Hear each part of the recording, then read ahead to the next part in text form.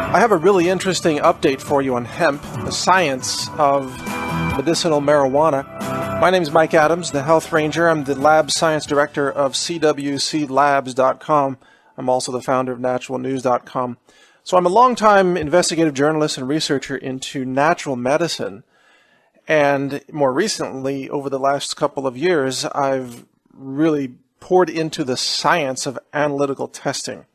In my laboratory right now, for example, we run an LC-MS time-of-flight system, which is it's a mass spec, obviously, based on liquid chromatography.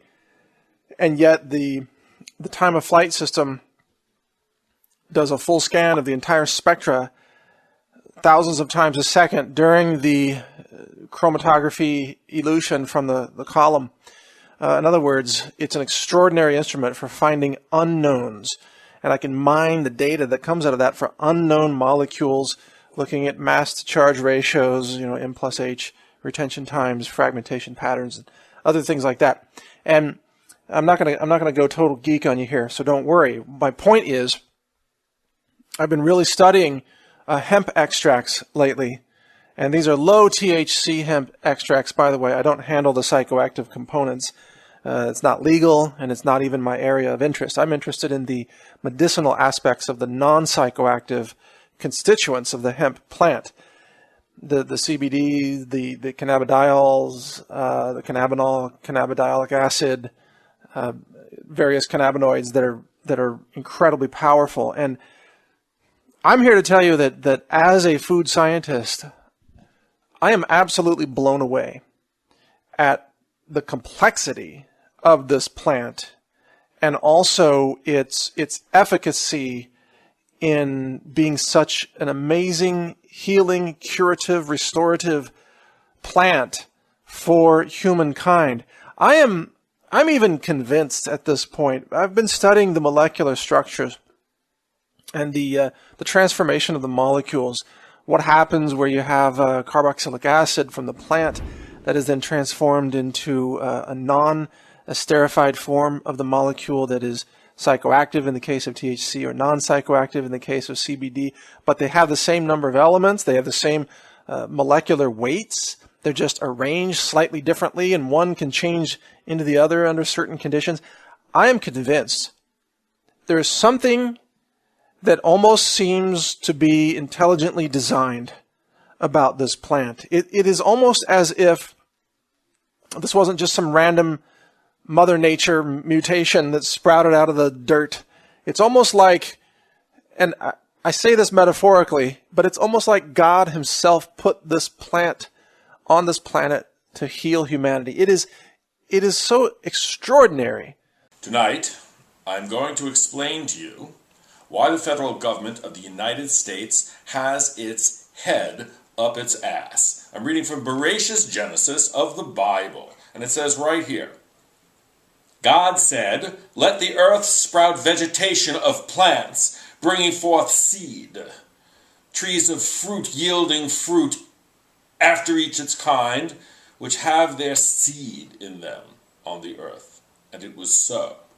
And the earth brought forth vegetation, herbage, right there, herbage, yielding seed after its kind, and trees yielding fruit, each containing its seed after its kind. And God saw that it was good.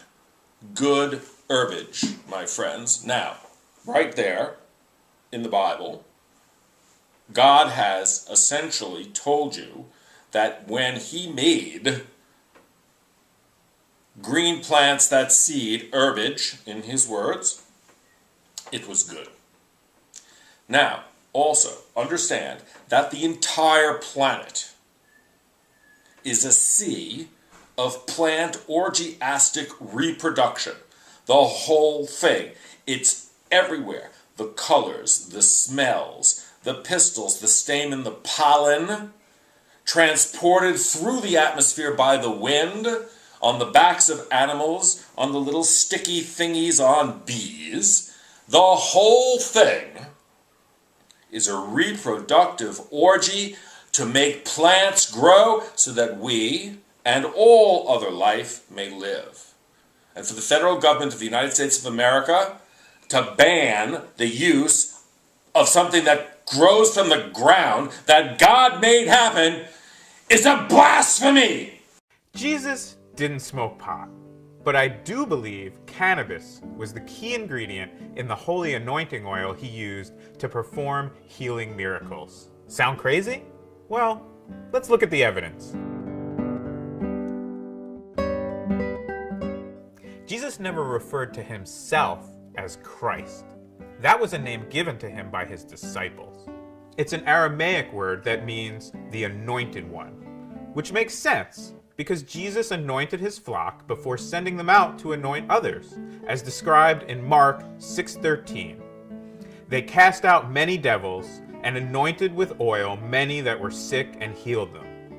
But what exactly was in that holy anointing oil that Jesus used to perform all those healing miracles? The recipe for holy anointing oil is first found in the Old Testament, Exodus 30:22-23, and calls for infusing 9 pounds of a plant known as cannabosum, literally translated as fragrant cane, into about 6 quarts of olive oil, along with essential extracts of myrrh and cinnamon.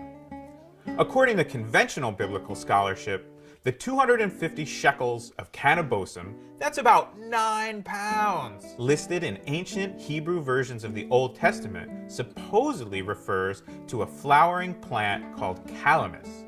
But Chris Bennett, author of the 2001 book Sex, Drugs, and Violence in the Bible, believes this is a mistranslation, one stemming from a perhaps willful mistake made the first time the Old Testament was translated into Greek.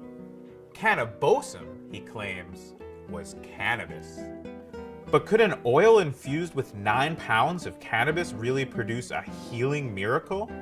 Well, you might have seen a recent CNN special about a little girl named Charlotte who suffered 300 grand mal seizures per week, even after cycling through every pharmaceutical anti-seizure medicine and a series of painful procedures that left her unable to walk, talk, or eat.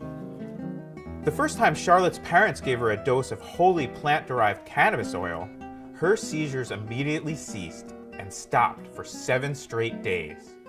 She's down from more than 1,200 major seizures per month to just 2 or 3 mild ones. Some might call that a miracle. Now, back to that recipe in the Old Testament.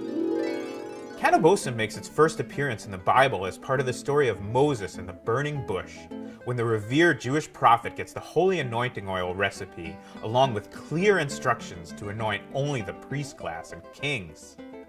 So did Jesus later break this prohibition? What if there was a plant that had over 60,000 uses?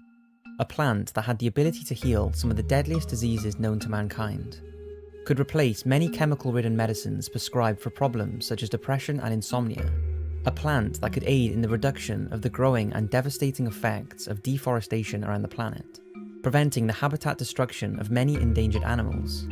A plant that was illegal for reasons that simply do not make sense. That plant is cannabis, and the name alone invokes various thoughts in people's minds. Perhaps your parents have their views on it and that has rubbed off on you, or perhaps you have associated it with people sitting in their rooms and smoking it. But the truth is, linking cannabis to something that just gets you high is like saying water only serves one purpose.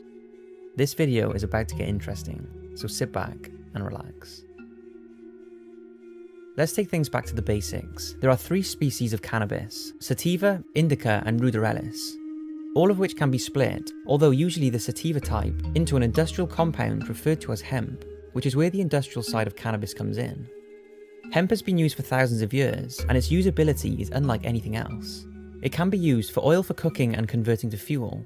The seeds, which are one of the most nutritional seeds on the planet, supply nearly every mineral and vitamin the body needs. It can be used for clothing, and not only requires half the amount of water to turn into fibre than cotton, but also requires no chemicals or fertilizers. It can also be used as housing insulation, fiberboards, and it's an excellent phytoremediation, which is a plant that can remove toxins, radiation, and contamination from water and soil. Hemp was actually used in the agricultural fields around the Chernobyl nuclear disaster site. in order to help remove the heavy metals and radiation from the unusable land. Scientists behind the plan to use hemp as a phytoremediation also stated that as well as being excellent for the job of removing harmful waste, the hemp could then be converted to biodiesel afterwards. Now, the conversion to biodiesel is far from environmentally friendly, but the fact this plant has the ability to do this is incredible. Hemp's natural process of removing harmful toxins was also considered for the nuclear meltdown in Fukushima, although because of the strict cannabis laws in Japan, hemp was not used. But the two main resources that can be produced using hemp that could have a profound impact on the planet and our lives is paper and plastic. According to a study conducted in 1916, it's believed 1 acre of hemp over the course of 20 years can produce 4 to 10 times the amount of paper than trees. And although the deforestation problem we are faced with today is attributed to many things, reducing the need for tree paper by using hemp would still reduce the damaging effects paper production has, which sees roughly 4 billion trees being cut down a year for that purpose. Yet, less than 0.1% of the paper we use today is made with hemp.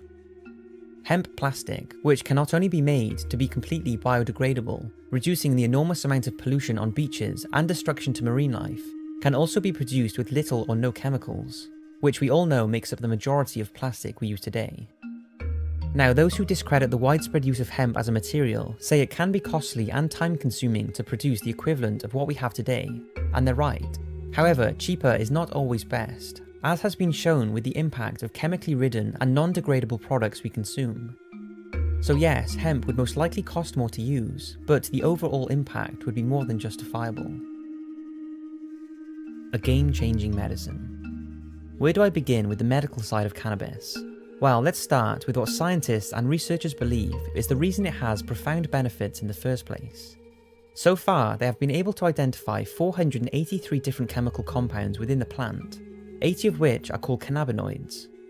Although the studies are becoming a lot more popular, so far we do not know a whole lot about these 80 cannabinoids and their effects on humans, as most research has only been focused on a handful of them, such as delta-9 tetrahydrocannabinol, by far the most studied chemical which binds to the receptors in your central nervous system and immune system when heated, causing you to get high, and is the only compound in cannabis to do so.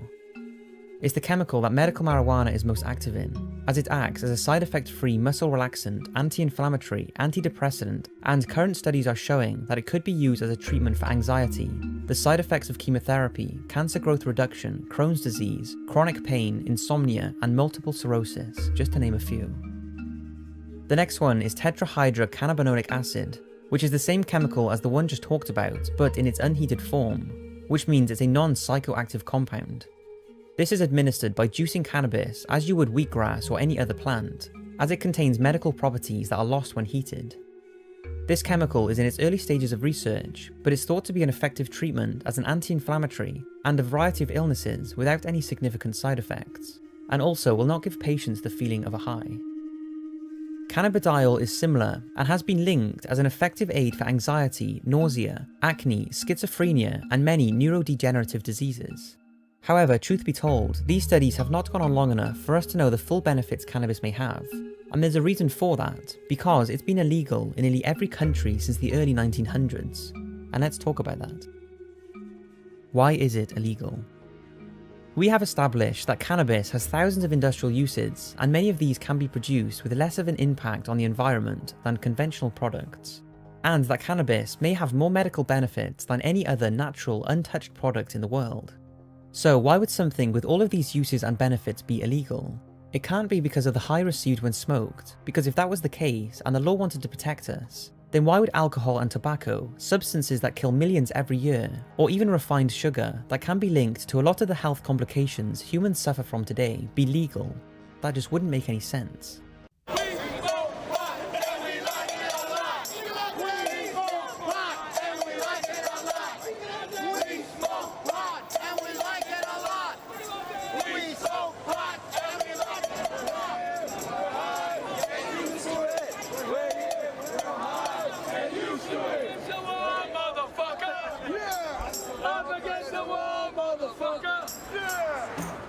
Saying is give pot a chance. Let my life live in freedom. We all have the right to smoke weed. Let my life live in freedom. We all have the right to smoke weed. Marijuana, get high. It's destroying our Constitution, the senseless, endless, wasteful war on drugs. What was the other point I just had? Totally slipped my mind. That's terrible. One more thing I want to say right now. The new generation are stronger, smarter, wiser, and more prettier and beautiful.